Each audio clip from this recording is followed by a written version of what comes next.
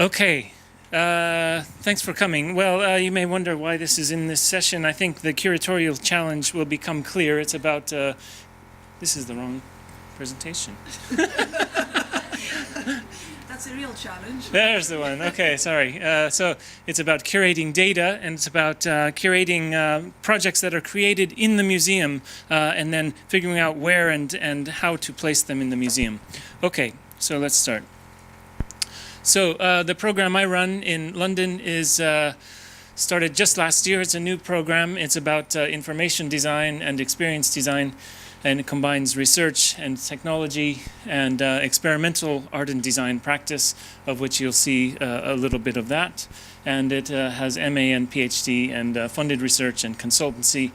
So this is what you'll see is mostly work done by the MA students. So critical visualization, this term comes really from a paper.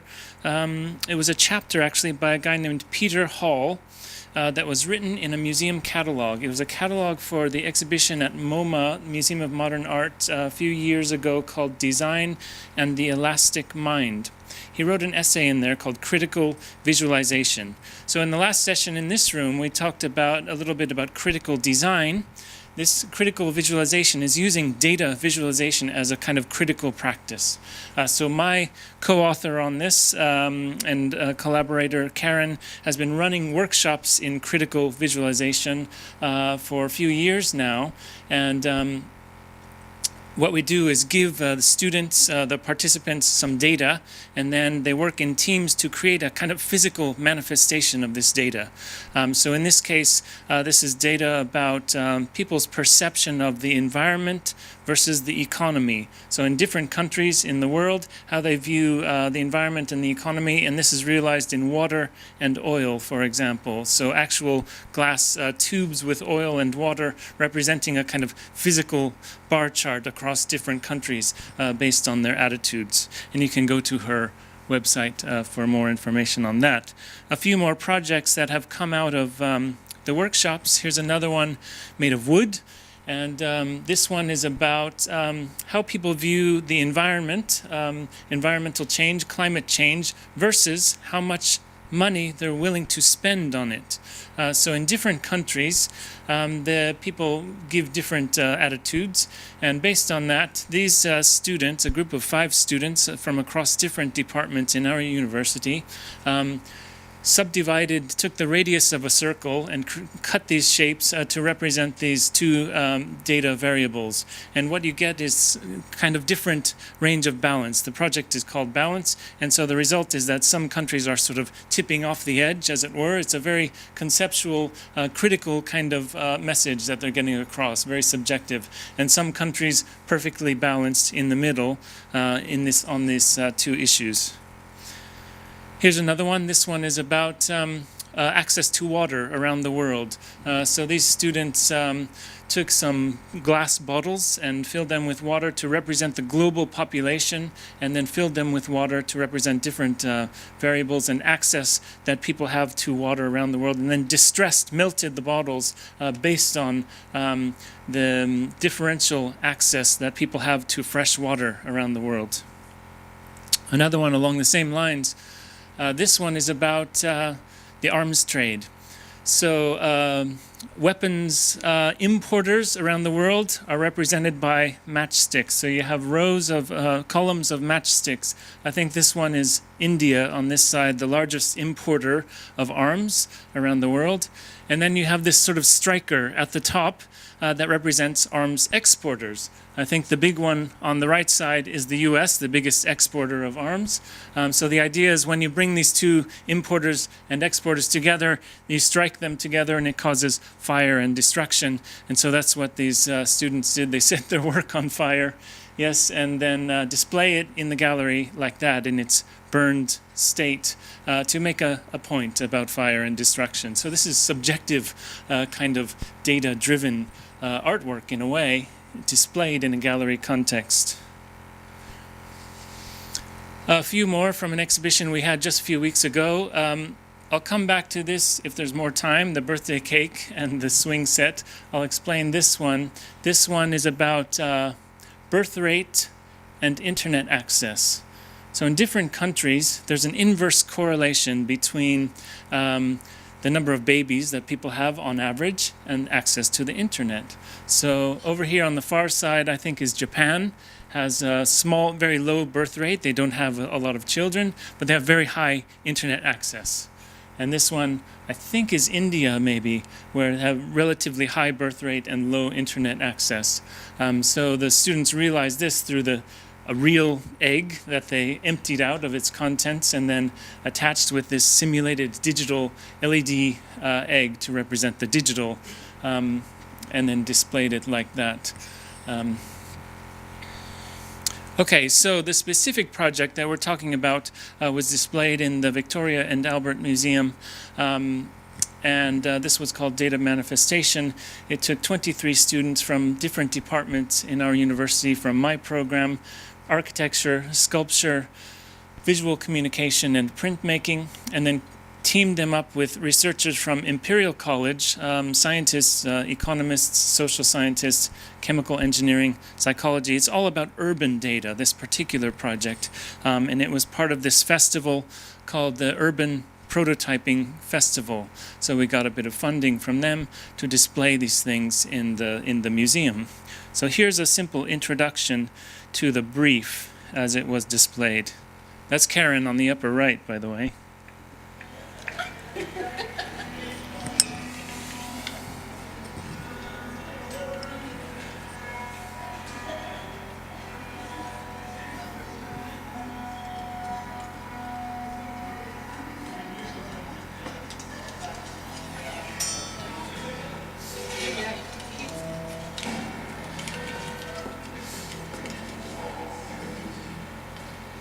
So the brief: to create awareness of data that citizens generate every day, to connect them to the environment that they live in, to help them understand the city where they live, and then to empower them to intervene in the workings of the city.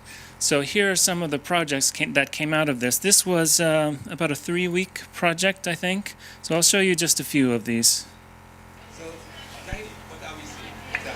Okay, and this is my new project for the data visualization and the data from the UCL server data from London. I think you play this in your childhood. Yeah. You play this, if you touch here, Yeah. you can control this open and close. And I make the structure and to make this open and close, like a flower. So this movement comes from the data. Yes. If data very high, and they can full open maybe. When the solar is low, like in the night, it's close. Okay, so worth saying that Jayu there came with no technical knowledge at all, and we teach some very basic electronics and programming and things, and she really took that forward. So that was one project. I'll show you a very different one next. It's made to look like that one. We wanted to explain how London produced data during the day. Basically, we collect 5 different data sets, which is journeys, tweets, cup of tea, office power users, and fields to clouds. According with the data that we collect every day, we make this honeycomb tree. Basically, the challenge was to show something invisible like data and show you how precious the value that they have. We decided to represent it with honey, and we will collect it every day in order to storage it and to get a documentation of every day in London. Those bees, they work every day very hard. The only point for them is work hard, create honey, work for a colony, for a society, and then they die. Okay, I was trying to explain this to someone yesterday. What the students are creating is somewhere between interpretation and, well, an art installation, really. So it's a kind of creative form of museum interpretation, where they're curating the data sets, really. Okay, one more. This bell represents the morning rush hour period, and it sounds a little bit like this. Imagine a graph, time going that way, and number of people on the tube going that way. So, as we go into the morning, people start going to work, and then about here, at that point on the graph, there are 140,000 people on the tube network, and increasingly over that period of the morning, there are more and more people till the peak when you have that 400,000 people on the tube. So the characteristics of the evening rush hour, which starts, again, 140,000 people or so, when it's difficult to find a seat on the underground. And that kind of moves up to 390,000, not as tall, and back down to sort of something like 850 or so. 850 in the evening is when it finishes. A huge volume of people in that whole rush hour period. And this one, fewer people, but a much higher peak, so you get that characteristic tinny sound. So sonification of data made into a material, so a bell curve rendered as a real bell that he cast in a foundry. The students are fortunate that they have access to these facilities, and of course they're all wonderful makers themselves. Okay, so quickly show you some. We ran this this workshop, this critical visualization in China, in Beijing, back in September.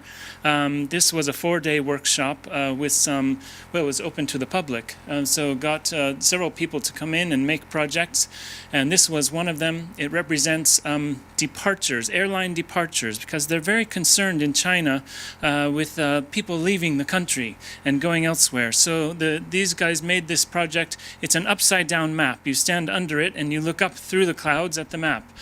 So in these different tubes from different countries represents the number of flights going out of each country. So when you look up, it looks something like that. This one, data drinks, GDP juice. It's GDP, gross domestic product. It's an economic indicator. So this is population and GDP. So China with a huge population, but not quite as big a GDP as, say, the US. So they use this powder, this orange powder, to dissolve in the liquid to create these different things. So you can drink the data and experience it that way with different variables. This one a bit similar.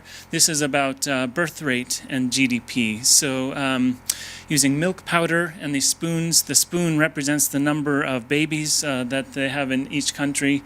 So a large number of babies in some country and a very small economic GDP. Versus this country is Switzerland with a very small spoon, not too many babies, and lots of milk powder, lots of money. So a very political message there. This one we weren't sure how it was going to go.